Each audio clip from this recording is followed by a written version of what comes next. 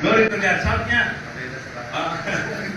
pangatlo sabi, don't give up when, number 3, when expectations fail. Minsan umaasa tayo. Inaasahan natin ang isang bagay. Siyempre, kasi alam natin talaga ito ang magiging resulta. Talaga inaasahan natin na yun na yung result. Pero minsan tumating hindi ganun eh. Hindi nangyayaring ganun. Kung ano yung inaasahan natin, nagkakamali tayo. When expectations fail, don't give up. Minsan may inaakala tayo, tawag dito, karoon tayo ng baling akala. Hindi man dumating yung inaasahan natin, hindi na mahulugan dapat na tayo bumitaw. Hindi na mahulugan na dapat na tayo bumitaw sa buhay. Magpatuloy pa rin tayo. Sabi, when expectations fail, don't lose hope and trust God. Magtiwala tayo sa Diyos. Alam nyo, sa totoo lang, mahirap talagang umasa eh. Amen. Pag umasa ka, lalo na hindi mo na kamit yung pinasahan mo, masakit.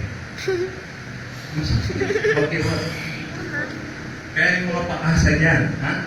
Huwag na kayong magpaasa, masakit umasa. Pag pinasahan kayo pagkatapos, wala pala, at sakit nun. Tandaan nyo, huwag tayo mananakit ng damdamin ng ating Panginoon. So the best thing, don't expect much. What we need is to trust God. Magtiwala tayo sa Diyos. Ano man ang kalagayan natin ngayon, ano man ang nararanasan natin ngayon, trust God. Ang Diyos ang di magagawa, hindi naman tayo kababayaan ng Diyos sa kalagayan natin. Whatever things na encounter natin, na experience natin, always trust God. Siya ang magbibigay sa atin ng magandang maasahan talaga. Kaya sabi, dapat ang pag-asa natin ay sa Diyos lamang. Meron ako isang ginawang rito that there is 3 things we should do when we face challenges. Yan. 3 things we should do when we face challenges. Kapag nararanasan natin ng mga hamon, ng mga pagsubok na ito sa buhay, meron tayong 3 bagay na dapat gawin. Number 1, persevere. Katulad ng may 38 years ng may karamdaman, hindi siya nagpabayaan, hindi siya bumigay sa buhay, hindi niya na tanggapin mo na destiny mo na ito. Hindi.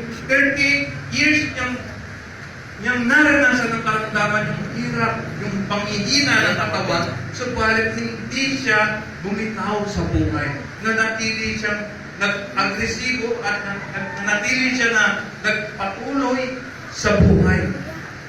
Hanggang sa nakamit niya ang kagalingan na kanyang inaasam for almost 38 years. Number 1, persevere. In James chapter 1 verse 12, sabi, blessed is the man who perseveres under trial, because when he has stood the test, he will receive the crown of life that God has promised to those who love Him. Mapalad daw ang isang taong nagtyaga. Sabi ko, meron din ako sabi, uli natin, mapalad daw yung isang taong nagtyaga. Kahit siya nakakaranas na ng maraming pagsubok. Sapagkat, pag dapat tagumpayan niya ang mga pagsubok na to, that pagsubok turns into a reward. Nagiging crown of life. Crown of life? Sabi nga po natin, crown of life. Yan. Ano ba yung utong ng buwan? Meron kang reward sa langit. Meron kang reward sa kaharian ng Diyos kapag nagtyaga ka sa nararanasan mo. Meron po isang gustong kasama ko sa trabaho, matagal na po siyang casual. Pagiging casual niya, nagtanong sa akin na mag-asa pa ba akong mga regular dito sa trabaho. Sabi ko niya, paano? Kasi meron pa mas nauna pa sa akin, sabi niya, tapos siyempre priority po sa akin. Hindi. Sabi, minsan nagtanong siya sa akin, nagkaroon ng opening. Sabi niya, tinanong ko siya, nagpasa ka ba ng resume mo? Hindi nga eh. Sabi niya, alam ko lang makukuha siya. Hindi, sabi ko, magpasa ka ng resume mo. Hindi ka pa sumusubok, umaayaw ka na. Gano'n? Paano, sabi ko, paano kapag may pagkakataon para sa'yo? Sayang. Halimbawa, dumating yung pagkakataon, ibinigay para talaga sa ito, tapos hindi mo in-apply. Sayang ang pagkakataon. Amen? Sabi sa kanya, apply mo, submit ka ng resume. O sige, dahil sa dinari mo. Alam nyo, dumating yung time, yung inaasahan niyang mariregular, nagbarko, sumakay, tapos siya na lang natitira. Ngayon, qualified pa siya. Kaya sabi niya sa akin, tama ka, brother, yes. Sabi ko, diba? So, buhay natin, alam nyo, sumubok muna tayo bago tayo umayaw. O kaya, sumubok tayo at huwag tayo umayaw. Amen? Kailangan natin magpatuloy, kailangan natin, huwag natin sayangin ang mga opportunity na dumating sa buhay natin. Katulad nito. Minsan sabi ko sa buhay ko, sabi ko, Lord, paano ko mabibigyan ng magandang buhay ang pamilya ko? Ang hinikita ko ay ganito lang. Sabi ko, kung ako nagtiwala sa sarili ko, naghanap pa ako ng iba, another income, baka siguro nang-hold up na lang naman ba ako para one time, big time ako eh. Pero hindi ko ginawa. Sabi ko, nagtiwala pa rin ako sa Lord, nagtiis, nagtsaga. Sabi ko, sa'yo po itong pinagkakatiwala. Ito mo tigil tayo, hindi naman nagpabayaan ang Lord sa buhay natin. Purihin ng Panginoon yung anim kong anak. Dalawa na lang ang mag-aaral, God-graduate na sila. Purihin ako Panginoon. Amen, di ba? Kasi, hindi naman, kung gaano kalaki, gaano kaliit ang kinikita mo, kundi gaano kalaki ang pananampalataya mo sa Diyos. Di ba? Nakakakilos lamang ang Diyos sa buhay natin kung magkakaroon tayo ng pananampalataya. Kung wala tayong pananampalataya, hindi makakakilos ang Diyos natin. Amen? Nandun lang siya, para bigyan lang siya natin siya ng boundary kung ayaw, kung hindi tayo nananampalataya. Pero ang issue dito, dahil sa kagandahan ng loob ng Diyos, kaya natanalig ka kay hindi, kasama ka pa rin sa sinasabi ng biyaya, sa sinasabi ng Lord na habag. Sabi niya, ang ulan pinapapatak ng Lord, hindi lamang sa matutuwid, kundi maging sa makasalanan. Dahil ang kagandahan ng loob ng Diyos ay para sa lahat. Mananampalataya ka o hindi, pero kailangan mo pa rin manampalataya sapagkat hindi lamang doon nagtatapos ang kagandahan ng loob ng Diyos, kundi doon sa buhay na walang hanggan. Amen? So kailangan pa rin manampalataya. Amen? Now, sa pangalawa sabi, endure hardship. Sa Tagalog, magtiis ka ng hirap. Sabi sa 2 Timothy chapter 2, verse 3, sabi, endure hardship with us like good soldier of Christ. Dumarating sa punto ng buhay natin, parang gigibat ka na, parang hirap na hirap ka na. Parang pwede ko sabihin, ayoko na. Parang pagod na ako. Sabi na, Lord, magtiis ka ng hirap.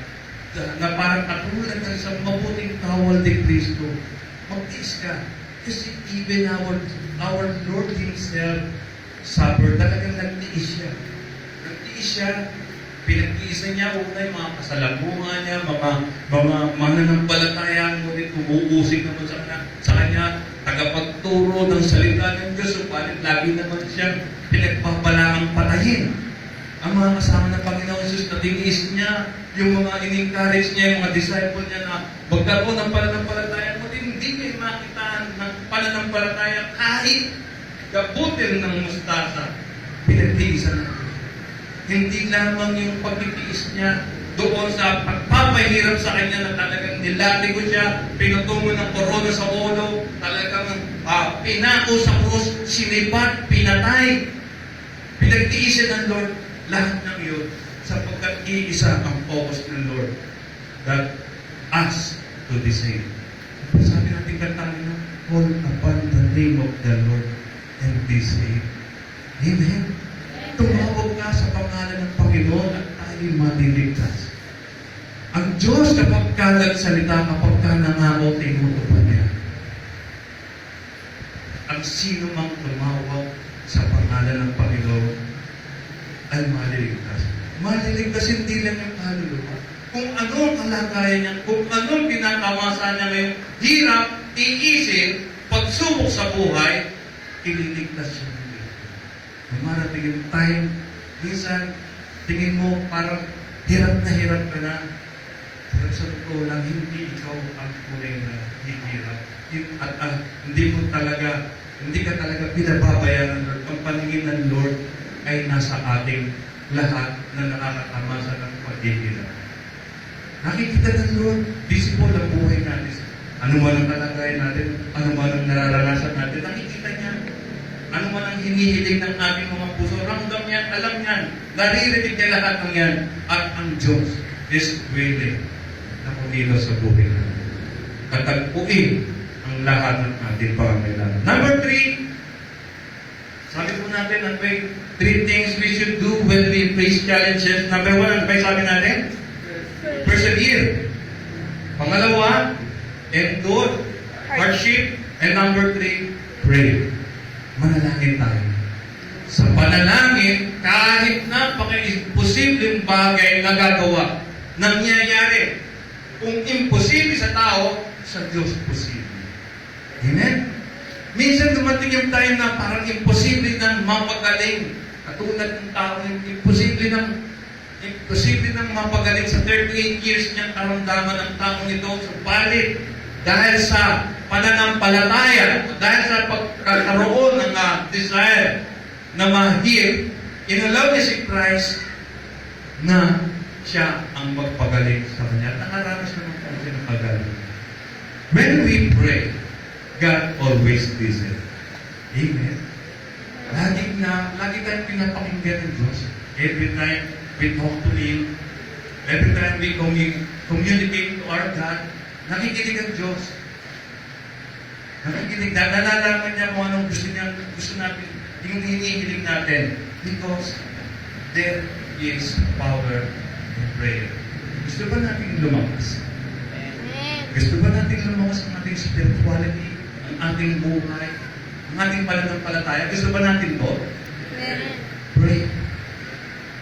4-letter word. P-R-A-Y. Pray. Manalangin tayo. Sa pananalangin natin ito, parang nauutusan natin ang Diyos na gawin sa bagay na gusto natin. At ang Diyos naman nakikinig sa atin kapag sa ikabubuti natin ang ating hinihiling sa Kanya.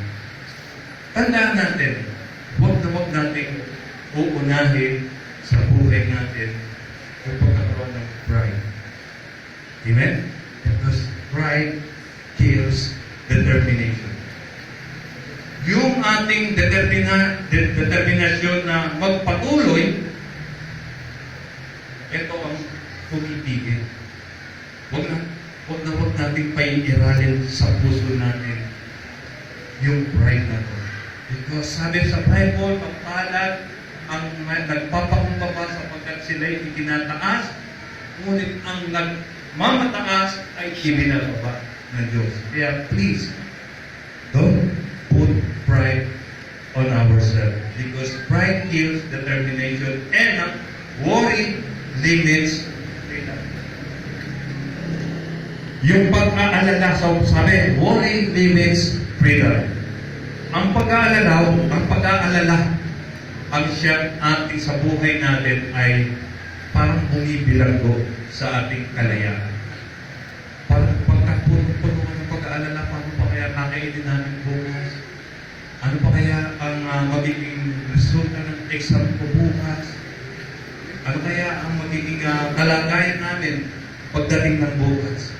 Ang nangyayari, binabakuran mo ang iyong sarili, binibilanggo mo ang iyong sarili sa pamamagitan ng pag-aalala. Worry limits freedom. In 1 Corinthians chapter 1 verse 8, sabi, He will keep you strong to the end, so that you will be blameless on the day of our Lord Christ. Gagawin niya tayong malakas pagdating ng araw, sabi niya. He will keep us strong to the end, so that sa pagharap natin sa Panginoon, hindi niya tayo pakitaan ng spot ng kadunihan, sapagkat ang ang nais sa ating pagtitiwala sa Diyos, tayo ay nalilibing.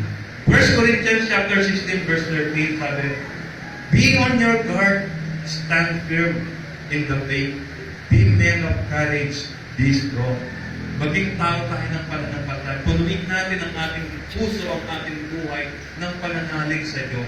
Sapagkat pag pinuno natin ang pananalig sa Diyos ang ating puso, ito rin po ay naipapahagi natin sa iba at the same time, malayang nakakakilos ang Diyos sa buhay natin.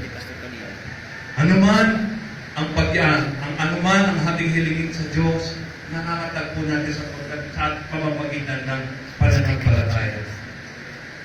At sabi po rito ni Apostol Pablo sa pagtaga-Korinto, sabi niya, kalawang sulat niya sa Korinto, sabi niya, 2 Corinthians chapter 12 verse 10, sabi niya, that is why, for Christ's sake, I delight in weakness, in insult, in hardship, in persecution, in difficulties, for when I am weak, then I am strong. Sabi niya, ikinagagalak ko na maranasan ang kahinaan. Ako man ay kanilang iniinsulto, kahit na ako alam nilang pariseo, dating pariseo, nakapag-aral kay Gamaliel, at nagtuturo ng salita ng Diyos, iniinsulto nila ako. Ang lahat ng ito ay aking pinagtitiisan, sabi niya, at sa mga pag-uusig na niraranasan ko, ang lahat ng ito ay kanyang titiis sa mga hirap na kanyang naranasan.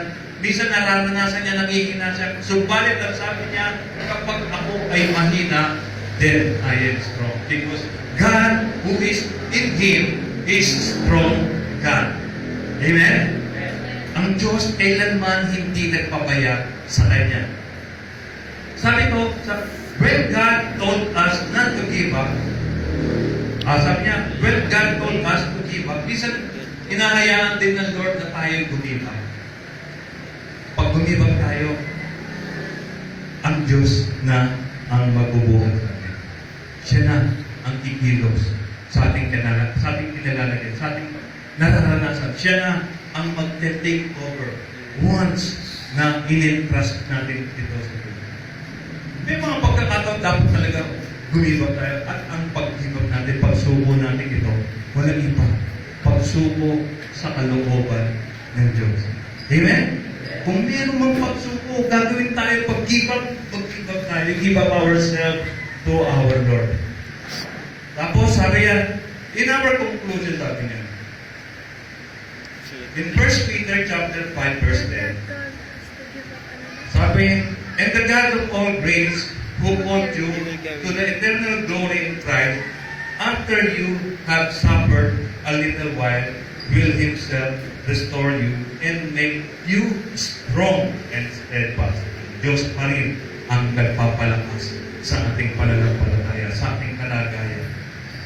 And then 2 Chronicles chapter 15 verse 7, but as for you, be strong, do not give up, for your work will be rewarded. So, tingnan natin sa ating katabi, your work will be rewarded. Amen. At lahat ng ating pagpapagahal sa Diyos, gagantin pala ang ating. Pag tayo ginantin pala ng Diyos, halimbawa, dito sa atin, mga gantin palang binibigay na sandibutan, minsan na-overwhelm ka, natutuwa ka, yung promotion na binibigay niya, matutuwa ka, pero higit tayo matutuwa kapag ang Diyos ang nagbigay ng reward sa atin. Amen? Diyos natin talaga, kasi yung lahat ng ginawa natin for His glory, bigyan niya rin naman sa atin in return yung kagalakan. Magkaroon tayong kagalakan. Sa buhay natin, ano man ang nararanasan natin ngayon, kapatid? Ano man yung meron ka, kinakaharap na yun. Ano man ang encounter mo ngayon? Pagsubok man yan, tiisin man yan, problemang pinansyal man yan, problemang relasyon man yan, lahat ng yan, pagkatiwala natin sa Diyos. Don't quit. Huwag ka na ayaw. Pag tumayaw ka, ikaw ay talo. Don't give up. Huwag na huwag tayo bibitaw. Minsan, sa buhay natin, Meron tayong mga nakakaharap ng mga sitwasyon. Minsan parang ikaw din gustong mag-take charge. Kaya mo sabihin na kaya ko to. Pero kahit na alam mo kaya mo, ipagkatiwala mo pa rin sa Diyos. Kasi kung anong kalagayan natin ngayon, yan ay pawang bunga lang ang ginawa natin mga nakaraang araw. Amen? Ano nararanasan mo ngayon? Nagagala ka ba? Kasi yan ang naging bunga ng ginawa mo mga nakaraang. Nalulungkot ka ba? Bunga yan ang ginawa mo mga nakaraang. So, kasi I believe in the saying sinasabi sa Bible, what you reap. Sabi, kung anong tinanim mo, aanihin mo. Amen? Magtanim ka ng pagpapagal sa Lord, kagala ka ng aanihin mo. Magtanim ka ng katamaran, aabotin mo naman. Parang si Juan Cabal. Maghihintay ka ng pagsak ng bunga sa kanya. Sabi, whatever circumstances in our life na nararanasan natin, don't quit. Don't give up. Sapagkat sa buhay natin, hindi natin nialintana yung mga obstacles sa buhay natin. Dapat, no hindrance. Yan, yan ang team natin eh. No hindrance. Magpatuloy tayo mga kapatid sa buhay. Ano man ang nararanasan ngayon, natin ngayon malakas naman tayo ngayon, yung natitira lakas natin, bigay pa rin natin sa paglilingkod. Lahat ng mga bagay na gusto ng Diyos na gawin natin para sa Kanya. In return, hindi naman tayo pababayan ng Lord. In our life, don't quit, don't give up, no hindrance. Tayo lahat pimuko at maglalang. O Diyos, salamat po sa mensahe na pinagkaloob po sa amin, sa encouragement po pinagkaloob sa amin, Lord God. Nawa po, Panginoon, sa buhay namin ay may bahagi din po namin dito sa iba at may pambuhay po namin. Ikaw po ang higit na nakakaalam, nakababatid ng kalagayan namin sa buhay, sa mga pagkakataon. Meron kami mga bagay na gustong makamit. Subalit, hanggang ngayon, Lord, hindi pa namin nakakamit. We entrust it to you, Lord. We believe in your perfect time. Panginoon, sa time na pinagkaloob mo, ito ay aming makakamit. Sapagkat, O Diyos, Ikaw ang may hawak ng sitwasyon. Ikaw ang may hawak ng oras because you are the God who is in control of everything. You are a powerful God. You are the God over all things, O Lord. The Almighty God. Panginoon, lahat sa buhay namin, sa mga nakitira sa nalipan ng aming buhay, pinagkakatiwala namin sa iyo. Help us, Lord, whatever things na gagawin po namin sa pag-decision making po namin, Lord God, Ikaw po, Panginoon, ang may take over. Sapagkat Ikaw rin po ang nagsabi, anumang balakid sa inyo'y pinagkatiwala ay bawang magkakaroon. Lord, ipinagkakatiwala po namin sa iyo. Lahat ng mga gagawin pa po namin mga desisyon, hindi dahil sa takitingin kami sa tagumpay, kundi ito ang iyong kalooban, Lord, ang masunod. Let your will be done. Hallelujah! Maraming po salamat, Panginoon. Pagyamanin mo ang mensahe itong salita sa puso ng bawat isa po sa amin upang patuloy na kagalakan maranasan namin, Panginoon, kagalakan ng paglilingkod po sa inyo, kagalakan ng pagsunod sa inyong kalooban, kagalakan ng maibahagi ang kaligtasan ng pagliligtas sa mga tao hindi pa nakakakilala sa iyo. Salamat po ang mga pagpalain mo po ang buhay ng bawat isa, Ama, sa pangalan po ni Jesus. Ito po kami nagkakaisang panalangin. Tayo natin magsabi na Amen! Palakpakan po natin ng Lord. Hallelujah!